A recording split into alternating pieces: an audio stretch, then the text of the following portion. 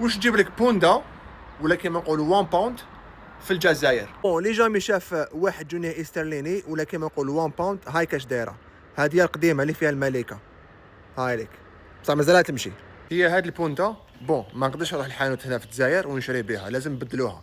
بصح البوندا هذه بشحال نبدلوها؟ شحال دينار جزائري؟ 1 باوند ولا بوندا تجيب لنا 300 دينار جزائري اللي هي 30,000. باينه ما نروحوش السوبر مارشي وين يبيعوا غالي، نروحوا لهنا في الحومه برك كاين حانوت صغير دوك ندخلوا نشرو عنده.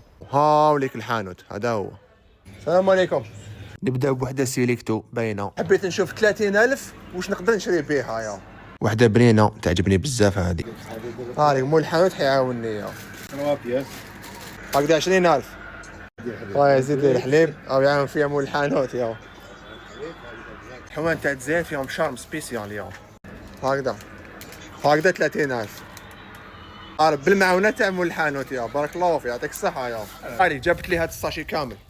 اسكو بوندا تقدر تجيب لك هادوما كامل في الانجليز؟ محال. هادي سيليكتو، هادي برك في الانجليز ديكتون بوندا. 1 باوند ولا بوندا جابت لنا هادو كامل، الله يبارك ما شاء الله. هادي في الانجليز مينيموم واحد 5 بوندات اللي هي 150,000 تاع الجزائر، جبتهم غير ب 30,000. هاي كل واحد يخلينا رايو في التعليقات. السلام عليكم.